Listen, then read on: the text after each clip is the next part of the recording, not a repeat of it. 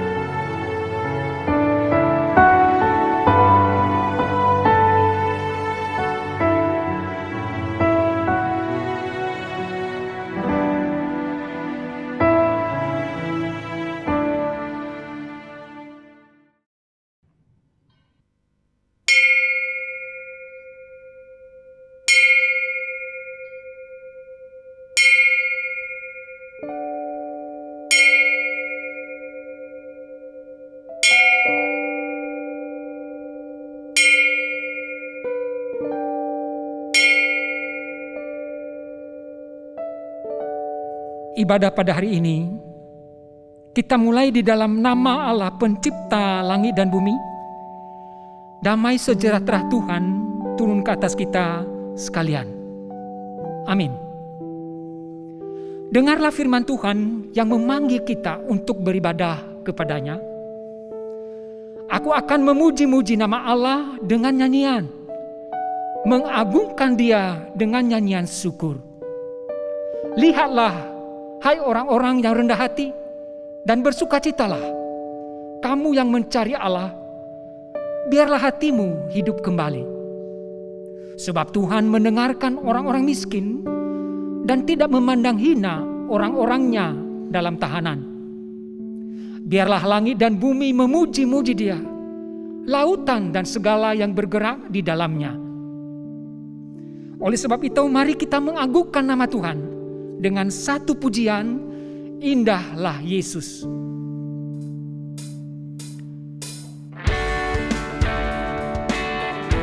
Satu pujian yang indah sekali. Mari kita nyanyikan pujian ini.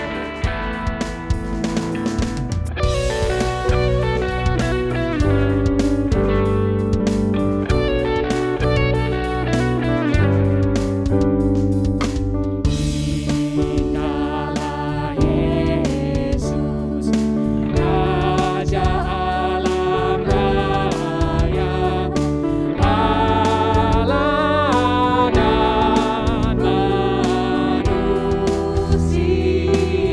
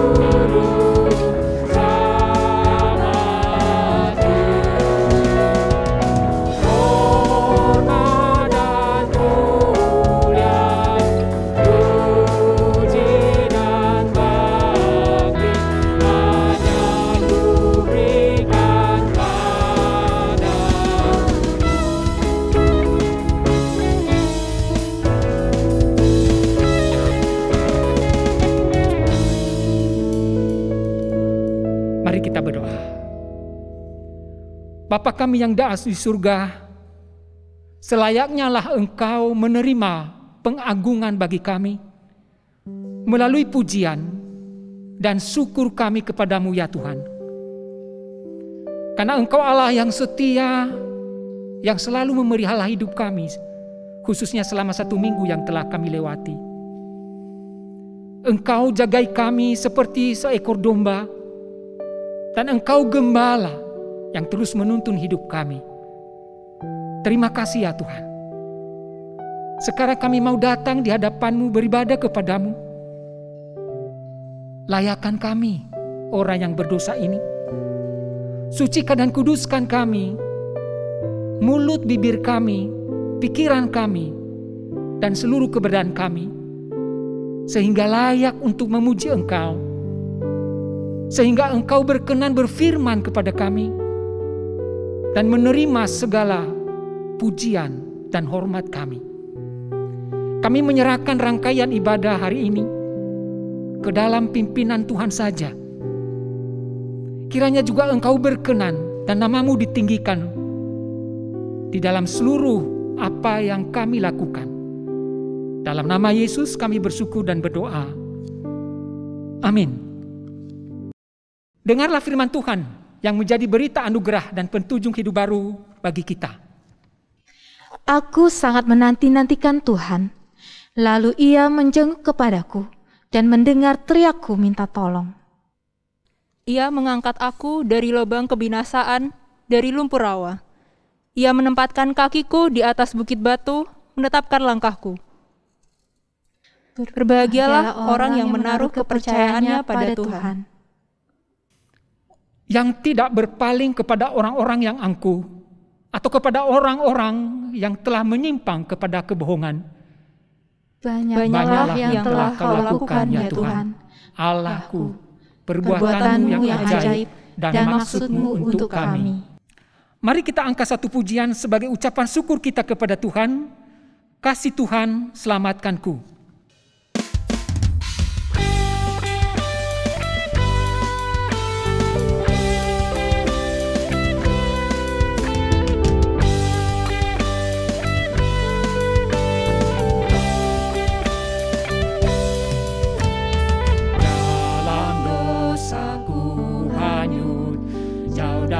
Tuhanku, beban dosa menekan hatiku susahlah.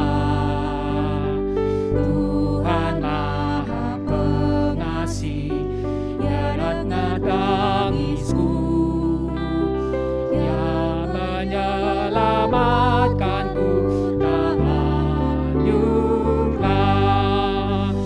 Kasih Tuhan, selamatkanku dengan kasih besarnya.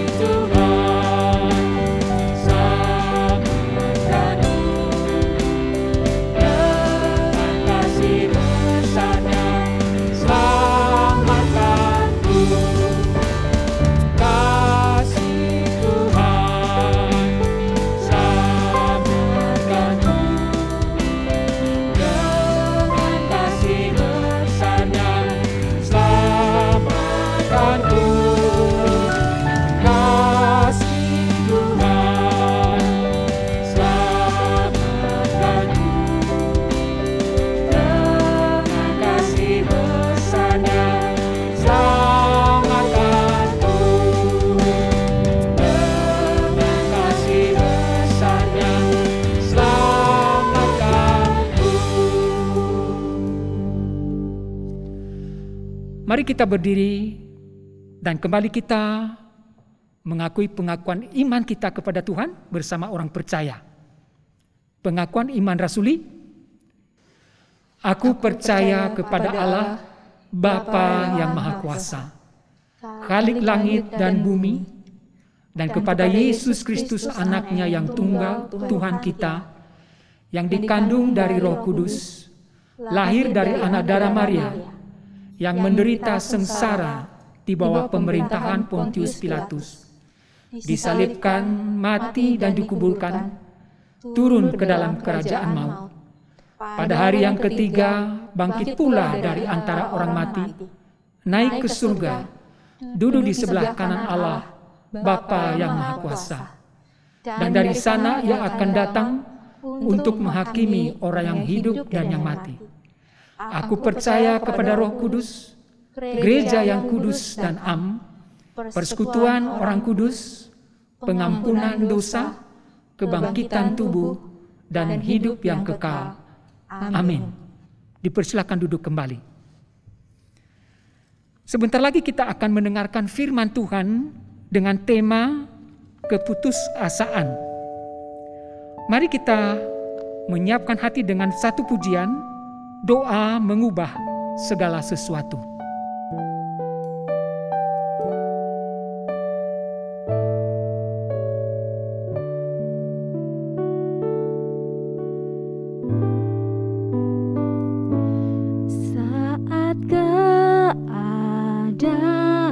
Masing-masing kita boleh berdoa agar Tuhan menolong, membuka hati dan pikiran kita, sehingga firman-Nya boleh menjadi makanan rohani kita. Mencarimu, doa mengubah segala sesuatu.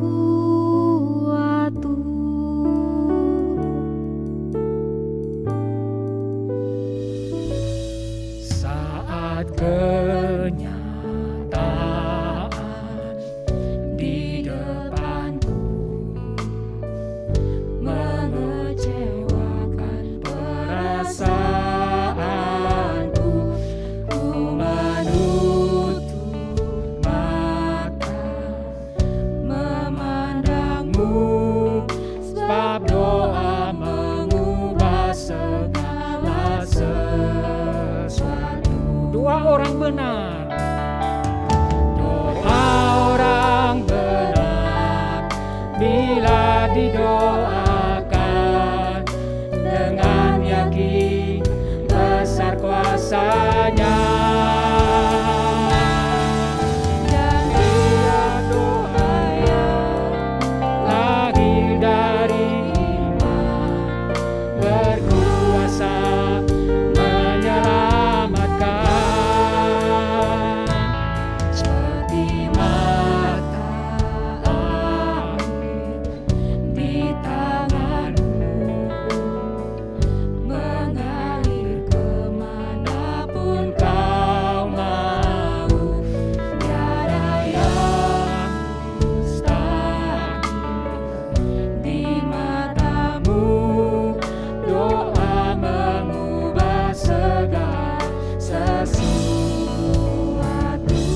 benar.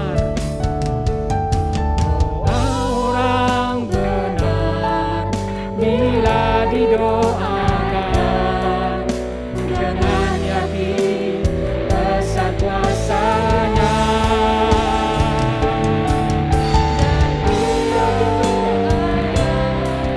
Dan lahir dari Tuhan berkuasa menyelamatkan, seperti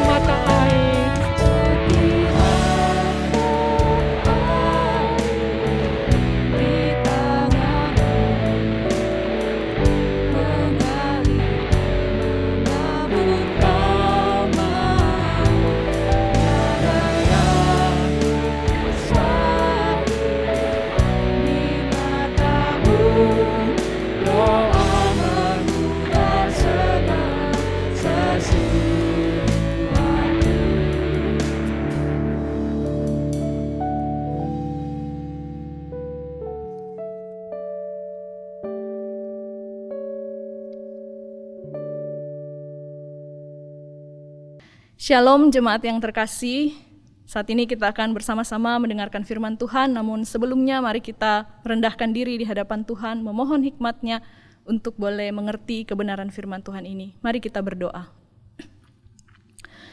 Ya Bapa kami di dalam surga, kami sungguh mengucap syukur untuk kesempatan yang indah yang Tuhan berikan kepada kami sekali lagi, untuk kami boleh mendengarkan firman-Mu, kami boleh belajar dari firman-Mu hari ini. Ya Tuhan, kami mohon, Tuhan berikanlah kami hikmat, biar Roh Kudus Tuhan membuka hati kami, biar Roh Kudus Tuhan memberikan kami hati yang mau taat. Ketika kami mendengarkan firman Tuhan, kami boleh sekali lagi dikuatkan, dan kami juga diberikan ketaatan untuk bisa melakukannya di dalam kehidupan kami sehari-hari. Tuhan, kami serahkan waktu ke depan ke dalam tangan-Mu, kiranya Tuhan yang menolong kami untuk mengerti dalamnya firman-Mu ini. Di dalam nama Tuhan kami Yesus Kristus, kami berdoa dan mengucap syukur. Amin. Bapak Ibu Saudara yang dikasihi Tuhan, mari kita membuka Alkitab kita dari kitab 1 Samuel pasal 1 ayat yang pertama sampai yang ke-18. 1 Samuel pasal 1 ayat 1 sampai 18. Saya akan membacakannya bagi Bapak Ibu Saudara sekalian. Ada seorang laki-laki dari Ramataim Sofim, dari pegunungan Efraim, namanya Elkana bin Yeroham bin Elihu bin Tohu bin Suf, seorang Efraim. Orang ini mempunyai 2 istri, yang seorang bernama Hana dan yang lain bernama Penina. Penina mempunyai anak tetapi Hana tidak. Orang itu dari tahun ke tahun pergi meninggalkan kotanya untuk sujud menyembah dan mempersembahkan korban kepada Tuhan semesta alam di Silo. Di sana yang menjadi imam Tuhan ialah kedua anak Eli, Hofni dan Pinehas. Pada hari Elkana mempersembahkan korban, diberikannya lah kepada Penina istrinya dan kepada semua anaknya yang laki-laki dan perempuan masing-masing sebagian. Meskipun ia mengasihi Hana, ia memberikan kepada Hana hanya 1 bagian, sebab Tuhan telah menutup kandungannya. Tetapi madunya selalu menyakiti hatinya, supaya ia gusar, karena Tuhan telah menutup kandungannya. Demikianlah terjadi dari tahun ke tahun. Setiap kali Hana pergi ke rumah Tuhan, Penina menyakiti hati Hana, sehingga ia menangis dan tidak mau makan. Lalu Elkana suaminya berkata kepadanya, Hana, mengapa engkau menangis dan mengapa engkau tidak mau makan? Mengapa hatimu sedih? Bukankah aku lebih berharga bagimu daripada 10 anak laki-laki? Pada suatu kali setelah mereka habis makan dan minum di Silo, berdirilah Hana, sedang Imam Eli duduk di kursi dekat tiang pintu bait suci Tuhan. Dan dengan hati pedih ia berdoa kepada Tuhan sambil menangis terseduh-seduh. Kemudian bernasarlah ia, katanya, Tuhan semesta alam, jika sungguh-sungguh engkau memperhatikan sengsara hamba-Mu ini dan mengingat kepadaku dan tidak melupakan hamba-Mu ini, tetapi memberikan kepada hamba-Mu ini seorang anak laki-laki, maka aku akan memberikan dia kepada Tuhan untuk seumur hidupnya, dan pisau cukur tidak akan menyentuh kepalanya. Ketika perempuan itu terus-menerus berdoa di hadapan Tuhan, maka Eli mengamat-amati mulut perempuan itu. Dan karena Hana berkata-kata dalam hatinya, dan hanya bibirnya saja yang bergerak-gerak, tetapi suaranya tidak kedengaran, maka Eli menyangka perempuan itu mabuk. Lalu kata Eli kepadanya, berapa lama lagi engkau berlaku seperti orang mabuk? Lepaskanlah dirimu daripada mabukmu. Tetapi Hana menjawab, bukan tuanku, aku seorang perempuan yang sangat bersusah hati, anggur ataupun minuman yang memabukkan tidak kuminum. Melainkan aku mencurahkan isi hatiku di hadapan Tuhan. Janganlah anggap hamba-Mu ini seorang perempuan dursila. Sebab karena besarnya cemas dan sakit hati, aku berbicara demikian lama. Jawab Eli, pergilah dengan selamat, dan Allah Israel akan memberikan kepadamu apa yang engkau minta daripadanya. Sesudah itu, berkatalah perempuan itu, biarlah hamba-Mu ini mendapat belas kasihan daripadamu. Lalu keluarlah perempuan itu, ia mau makan dan mukanya tidak muram lagi. Sampai di sana pembacaan firman Tuhan kita pada hari ini. Bapak Ibu Saudara yang dikasihi Tuhan, ada satu kisah, satu cerita yang fiktif begitu ya, yang tidak nyata tentang iblis. Nah, pada suatu hari dikisahkan iblis sedang kekurangan uang, dia sedang bokeh ya istilahnya.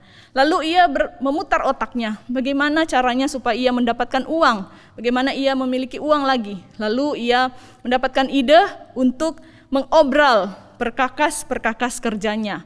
Lalu kemudian ia membuat iklan, dia membuat iklan bahwa dia akan mengobral perkakas kerjanya. Dan pada hari H, Seluruh perkakas kerjanya itu sudah dipajang di rak display untuk boleh dilihat oleh calon-calon pembelinya, lengkap dengan harga jualnya. Seperti kalau kita ke supermarket atau ke toko tempat menjual perkakas, kita bisa melihat semua perkakas sudah diatur dengan rapi beserta dengan harga jualnya. Nah, barang yang dijual iblis ini juga sudah tertata rapi dan kelihatan menarik. Semua barang kelihatan sangat berguna sesuai dengan fungsinya dan harganya pun tidak mahal. Nah, barang yang dijual sang iblis ini antara lain yaitu dengki, iri hati, tidak jujur, tidak menghargai orang lain, tidak tahu terima kasih, malas, dendam, dan lainnya. Tapi ada satu yang menarik. Di suatu pojok display, ada satu perkakas yang bentuknya sederhana dan sudah agak aus. Maksudnya sudah agak jelek begitu ya.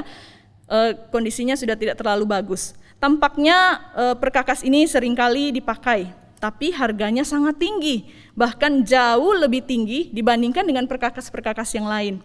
Kemudian salah satu calon pembeli bertanya kepadanya, "Ini alat apa namanya ya?" Iblis menjawab, "Itu namanya putus asa." Lalu dia bertanya lagi, sang pembeli ini bertanya lagi, "Kenapa harganya mahal sekali dibandingkan dengan yang lain? Padahal kondisinya tidak sebagus yang lain." Kemudian iblis berkata lagi, "Ya, memang begitu. Karena perkakas ini sangat mudah dipakai dan berdaya guna tinggi. Saya bisa masuk dengan mudah ke dalam hati manusia dengan alat ini dibandingkan dengan alat yang lain. Begitu saya berhasil masuk ke dalam hati manusia, saya dengan sangat mudah melakukan apa saja yang saya inginkan terhadap manusia tersebut. Nah, barang ini menjadi aus, kelihatan tidak terlalu bagus karena saya sering menggunakannya kepada hampir semua orang. Karena kebanyakan manusia tidak tahu kalau putus asa itu menarik mereka kepada saya." Bapak Ibu Saudara, tentu ini hanya sekedar cerita saja begitu, sekedar cerita karangan buatan orang gitu, bukan cerita kenyataan. Tetapi dari cerita ini kita melihat bahwa sebagai manusia kita rentan dengan yang namanya putus asa. Sebagai manusia kita mudah menjadi putus asa. Dan dari beberapa kasus yang ada, putus asa ini dapat menyebabkan juga kita seseorang itu melakukan sesuatu yang mengerikan, atau dia melakukan sesuatu dengan terburu-buru, mengambil keputusan dengan terburu-buru hingga membuat dia menyesal kemudian, bahkan juga bisa jatuh ke dalam dosa. Nah, bagaimana kita sebagai anak Tuhan menghadapi keputusasaan di dalam kehidupan kita? Dari kisah yang kita baca tadi, di sana kita bertemu dengan seorang tokoh Alkitab yang juga sedang mengalami putus asa, yaitu Hana. Nah, dari kisah itu kita melihat juga bahwa Hana diceritakan bahwa dia tidak memiliki anak dalam waktu yang sangat lama. Memang tidak dijelaskan berapa lama, tapi sepertinya cukup lama. Karena itu suaminya Elkanah menikah lagi dengan perempuan lain yang bernama Penina untuk mendapatkan keturunan. Bapak Ibu Saudara, pada zaman itu ketika seorang istri atau seorang perempuan tidak bisa mengandung dan punya anak, maka di sana masyarakat akan memiliki anggapan baginya bahwa perempuan ini membawa aib bagi keluarganya. Dan kemudian mereka juga beranggapan bahwa perempuan ini dikutuk, dia ditinggalkan oleh Tuhan. Tuhan tidak memberkati dia, dan ada banyak lagi yang lain, anggapan-anggapan yang tidak baik begitu ya, kepada perempuan yang tidak punya anak. Dan mungkin saja Hana juga mengalami hal seperti itu, dan itu membuatnya cukup sedih. Lebih lagi kalau kita lihat di dalam ayat yang ke-6 dan ke-7, di sana dikatakan bahwa Penina, istri kedua Elkanah, selalu menyakiti hati Hana. Dikatakan dari tahun ke tahun, setiap kali mereka mengunjungi bait Allah di Silo, Penina selalu menyakiti hati Hana. Nah, kita tidak tahu apa yang dikatakan Penina untuk menyakiti hati Hana dan membuatnya gusar. Kita tidak tahu apa yang dilakukan Penina juga kepada Hana dan membuat Hana sangat sedih. Tetapi kemudian kita bisa melihat bagaimana Alkitab mencatat bahwa Hana, karena tindakan Penina itu membuat Hana menjadi sangat tertekan dan putus asa. Bapak Ibu Saudara, hal ini kita bisa lihat ya dalam pasal 1 ini sendiri, kondisi Hana itu menjadi penekanan yang cukup dalam di dalam catatan sang penulis. Di Di situ ada beberapa kata yang menggambarkan bagaimana kondisi perasaan Hana tersebut. Saya bisa sebutkan ada beberapa yang ditemukan, yaitu dikatakan bahwa Hana merasa gusar, ia menangis dan tidak mau makan, ia sedih, hatinya pedih, bersusah hati, cemas dan sakit hati. Itu adalah beberapa kata yang dicatat oleh sang penulis di kitab Samuel ini menggambarkan apa yang Hana rasakan. Tapi kemudian Bapak Ibu Saudara, ketika saya melihat terjemahannya di dalam Alkitab bahasa Inggris, saya mendapati bahwa kata ini memiliki makna yang lebih dalam lagi. Di sana dikatakan bahwa perasaan-perasaan itu begitu ya diterjemahkan dengan kata downhearted, bitterness in soul, atau greatly depressed, kemudian deeply troubled, great anguish dan grief. Ini kata-kata yang semuanya begitu ya punya makna yang negatif, yaitu seseorang yang sedang dirundung dengan duka cita, dengan kesedihan yang dalam. Tapi kemudian yang kita harus garis bawahi di sini adalah perasaan Hana yang dikatakan greatly depressed, yaitu depresi yang sangat besar, yang sangat dalam. Hana merasakan hidupnya itu berada di dalam tekanan yang ada di luar kendali dia. Dia merasa tidak berdaya. Dan Bapak Ibu Saudara yang dikasihi Tuhan, ini menunjukkan bahwa saat itu Hana sedang mengalami depresi yang berat atau keputusasaan. Dan ini bukan hanya sekedar terbawa perasaan begitu ya, kalau orang sekarang bilangnya baper. Hana sedang tidak baper karena jiwanya, hatinya, pikirannya dan seluruh keberadaan dirinya sedang berada di dalam kondisi yang benar-benar terpuruk. Bapak Ibu Saudara, masalah yang dihadapi ini tentu saja bukan terjadi 1 atau 2 hari saja gitu ya, baru-baru terjadi, tetapi dikatakan di sana sudah bertahun-tahun dia mengalami sakit hati itu. Nah, mungkin awalnya Hana mencoba bertahan, dia mencoba tegar, dia menguatkan hatinya.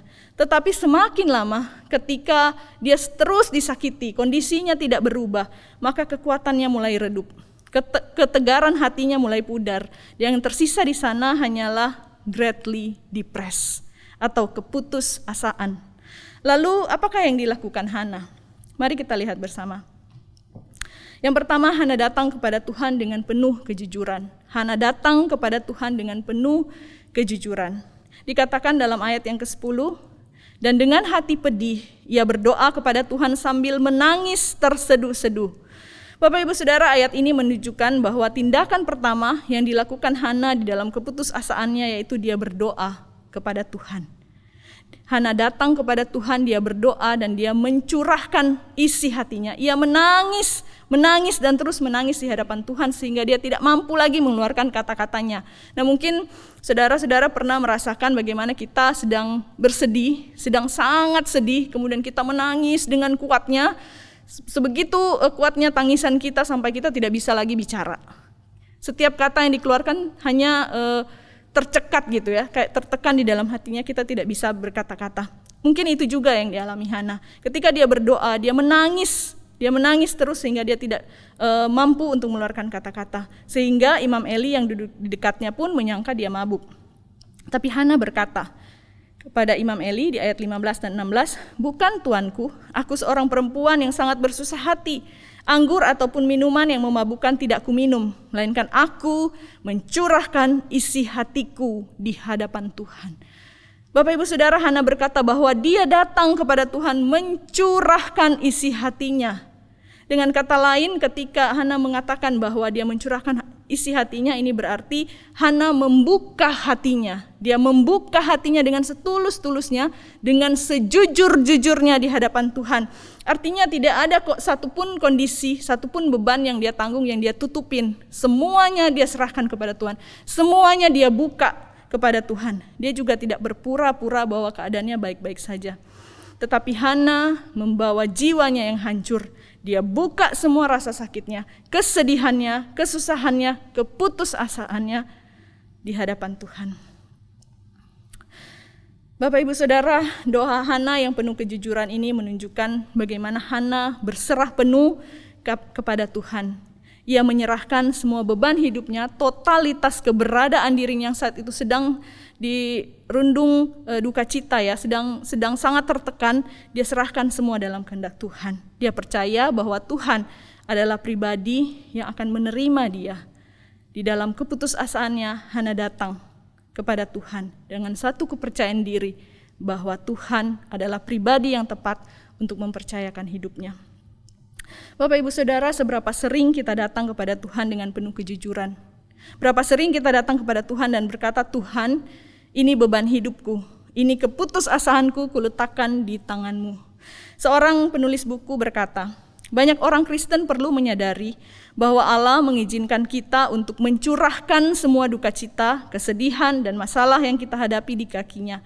Tuhan kita mampu mengatasi air mata kesedihan kita, dan itu tidak akan membuatnya bosan atau terganggu jika kita mencurahkan semua beban yang membuat kita putus asa. Bapak Ibu Saudara, Tuhan mau kita datang kepadanya dengan jujur dan mempercaya hidup kita yang rapuh ini ke dalam tangan yang kuat. Bahkan Tuhan sendiri mengundang kita untuk datang kepadanya. Dalam Matius 11 ayat 28, di sana Yesus berkata, marilah kepadaku semua yang letih lesu dan berbeban berat, aku akan memberi kelegaan kepadamu. Yesus mengundang kita untuk datang kepadanya, bukan hanya ketika keadaan kita sedang baik-baik saja, tapi juga ketika kita dalam keadaan yang tidak baik. Mungkin hari ini di antara Bapak Ibu Saudara ada yang sedang terhimpit dengan masalah yang berat. Mungkin kita sedang cemas, sedang putus asa, sedang tidak tahu lagi harus ngapain. Apapun kondisi jiwa kita saat ini, Tuhan tidak pernah menolak kita. Ia tidak pernah menghakimi kondisi kita yang tidak berdaya, dan Dia tidak pernah bosan mendengarkan keluh kesah kita. Maka datanglah kepada Juru Selamat yang menyambut kita, yang mau datang dengan penuh kejujuran.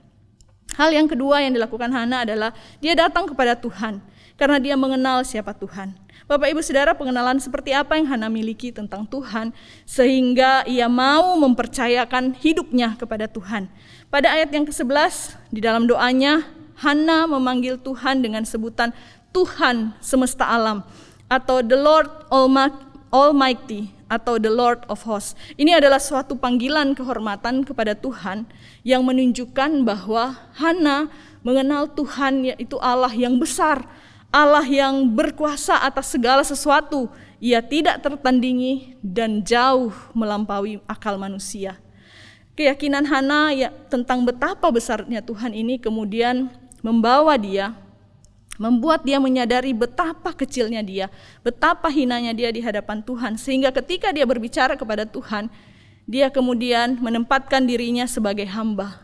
Dia berkata, Tuhan semesta alam, jika engkau sungguh-sungguh memperhatikan kesengsaraan hamba-Mu ini, dan mengingat kepadaku dengan tidak melupakan hamba-Mu ini, tetapi memberikan kepada hamba-Mu ini seorang anak laki-laki. Berulang kali Hana menyebut dirinya sebagai hambanya Tuhan.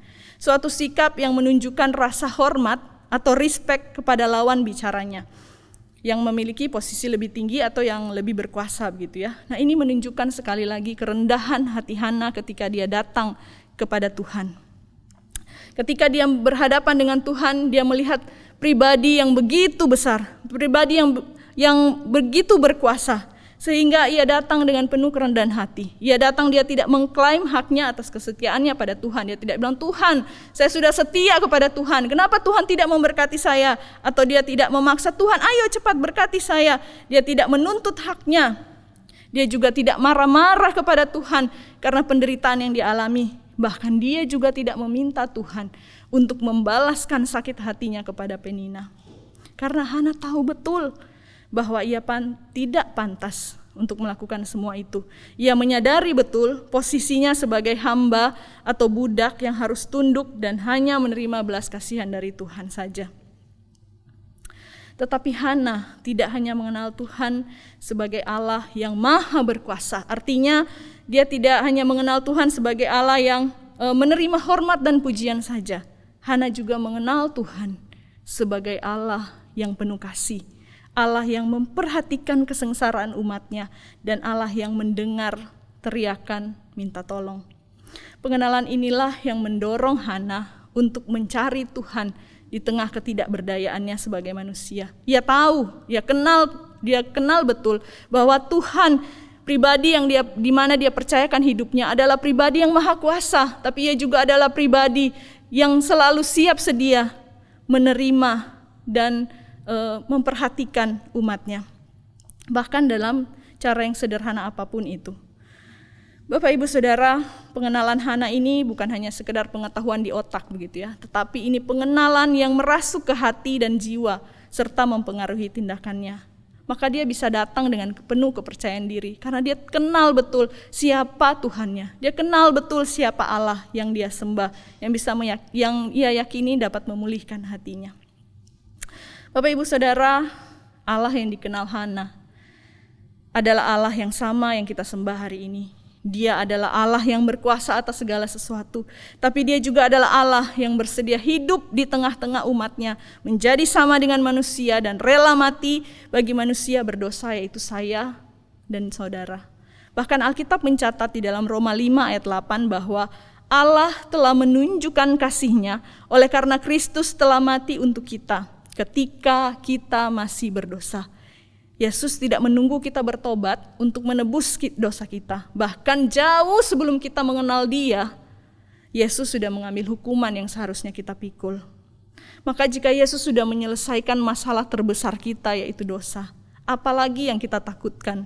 Yesus pun pasti akan menolong kita, mendengarkan teriakan kita ketika kita melewati masa-masa kelam dalam kehidupan kita. Bapak Ibu Saudara, di sini kita melihat betapa pentingnya pengenalan akan Allah. Sebab pengenalan yang benar akan Allah akan mengubah cara pandang kita ketika kita menghadapi kesulitan. Karena kita tahu bahwa kita punya Allah yang tidak akan meninggalkan kita, dan dengan kuasa-Nya yang besar Dia mampu menolong kita. Maka apapun yang kita alami, Tuhanlah yang menjadi tempat bersandar kita. Maka jangan kita kemudian menjadi malas-malas untuk belajar firman Tuhan karena kita tidak mau mengenal Tuhan. Tapi mari kita push diri kita. Kita dorong diri kita untuk mengenal Tuhan dengan pengenalan yang benar. Nah, Bapak Ibu Saudara, zaman ini kita banyak melihat ya, ada banyak orang yang menjadikan media sosial sebagai pelampiasan emosinya. Marah dikit, update status. Lagi sedih, update status. Lagi kecewa, update status.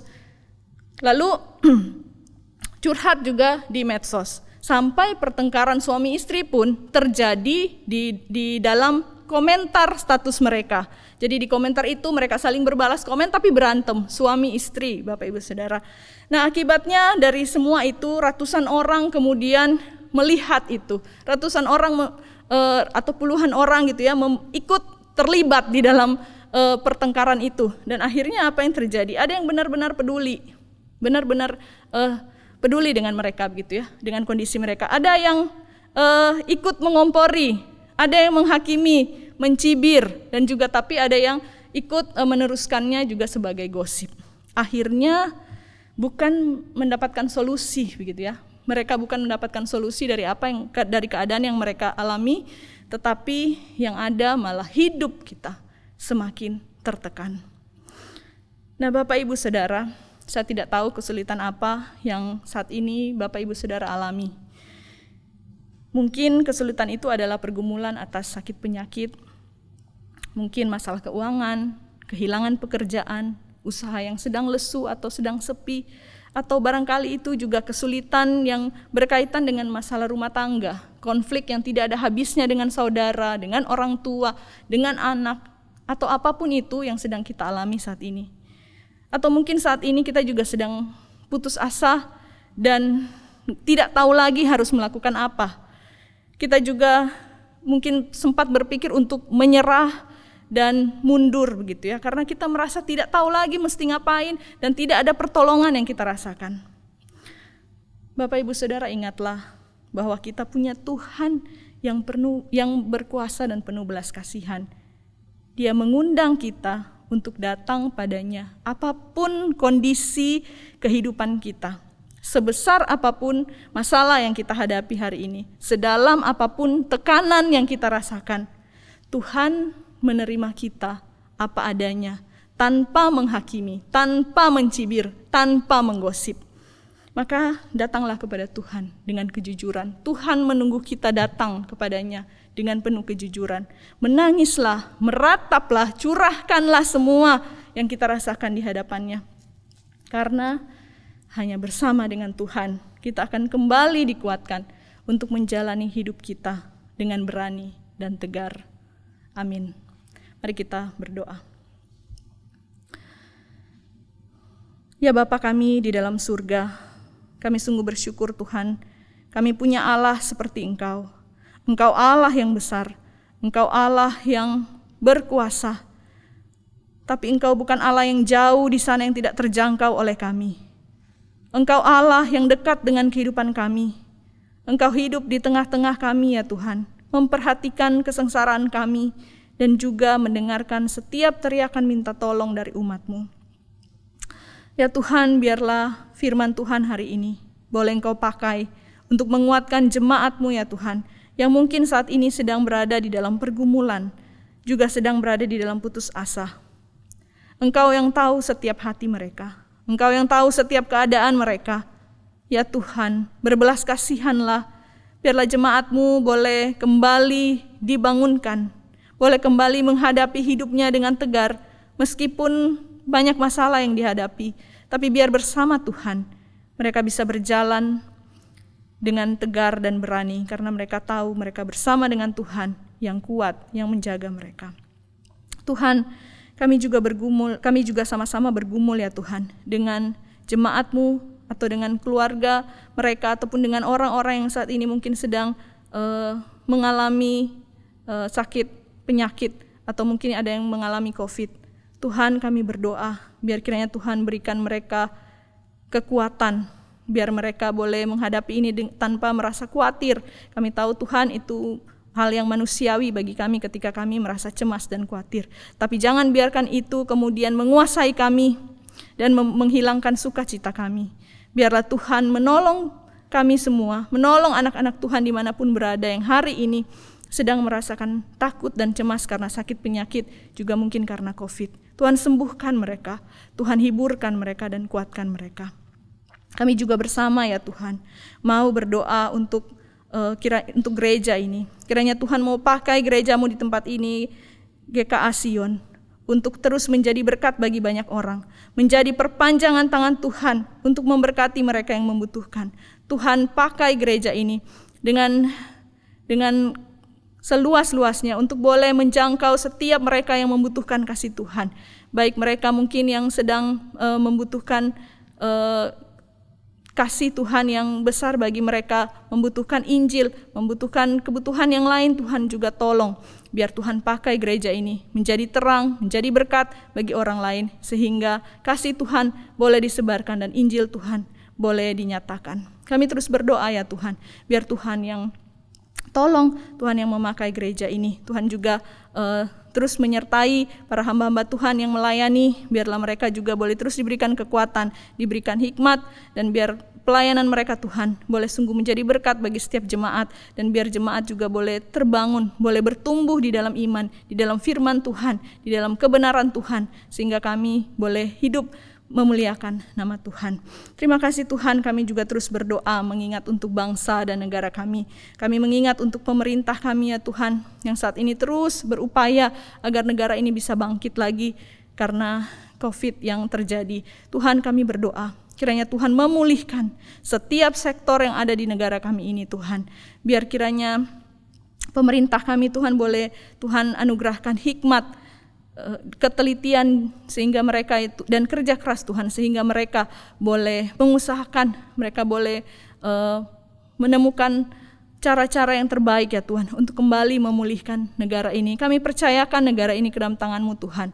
Kami percayakan pemerintah kami ke dalam tangan-Mu. Kami manusia yang lemah dan tidak berdaya ya Tuhan, tapi kami tahu kami punya Allah yang kuat. Karena itu Tuhan, kami serahkan seluruh hidup kami ke dalam tangan-Mu. Bangsa negara kami, gereja ini, anak-anak Tuhan, jemaat-Mu dimanapun berada Tuhan, kami serahkan semua ke dalam tangan-Mu. Karena kami percaya Engkaulah Allah, Engkaulah Tuhan yang besar, Engkau Tuhan yang agung, tapi Engkau juga Tuhan yang maha melihat kami, penuh kasih, penuh rahmat, dan Engkau mengasihi kami lebih dari apapun.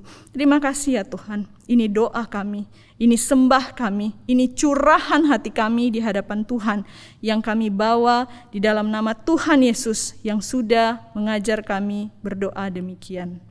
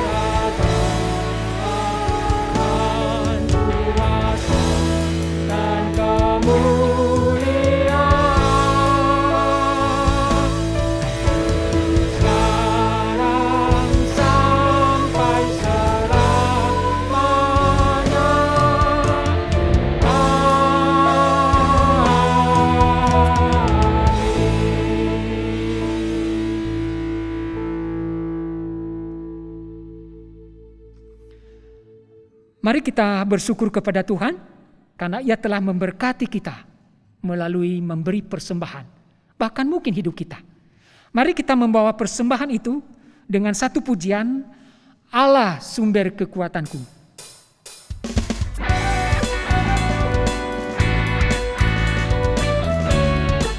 Kita nyanyikan pujian ini dengan semangat.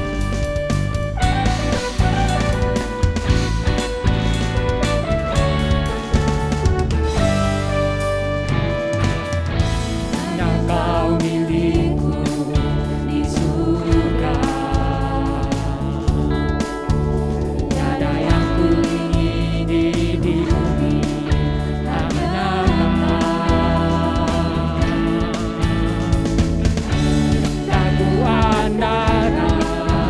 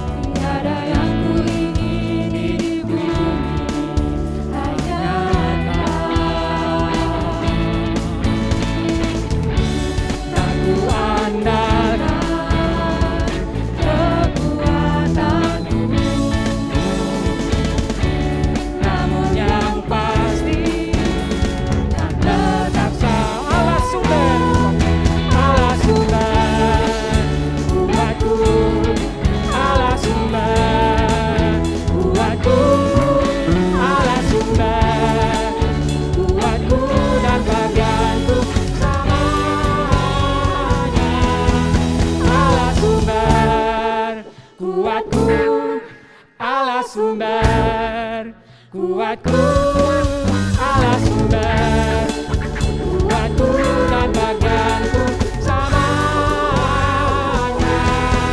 Allah sumber, kuatku, Allah sumber, kuatku, Allah sumber, kuatku dan bagianku selamanya. Allah sumber, kuatku, Allah sumber, kuatku, Allah sumber, kuatku dan bagianku selamanya. Selamanya.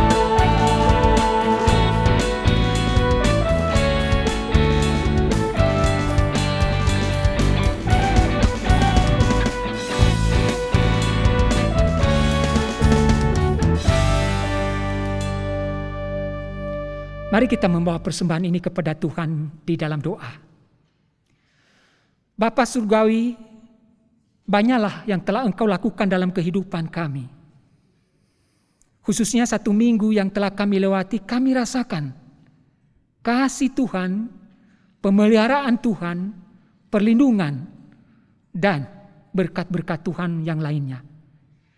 Kami bersyukur dan membawa persembahan kami, bahkan hidup kami, ke dalam tangan Tuhan. Terimalah ucapan syukur kami ya Tuhan. Dan biarlah nama-Mu ditinggikan melaluinya. Dalam nama Yesus kami membawa persembahan ini. Amin. Seluruh jemaat diundang bangkit berdiri. Mari kita mengakhiri ibadah ini dengan mengagungkan nama Tuhan melalui doksologi.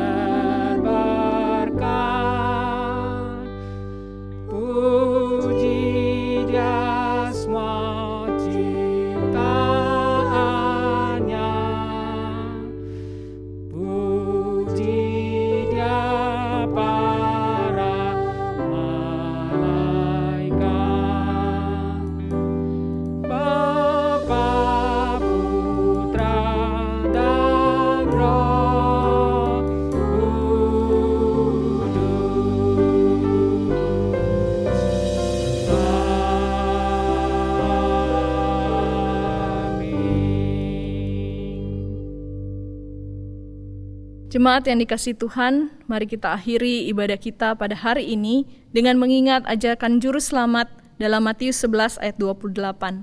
Marilah kepadaku semua yang letih lesu dan berbeban berat, aku akan memberi kelegaan kepadamu. Biarlah kita terus hidup semakin bersandar dan mengandalkan lengan Tuhan yang kuat, dan terimalah berkat Tuhan. Damai sejahtera dari Allah Bapa yang melampaui segala akal, kasih karunia yang kekal di dalam Tuhan Yesus Kristus, penghiburan dan kekuatan yang baru dari Roh Kudus, menyertai setiap kita dari sekarang sampai selama-lamanya. Amin.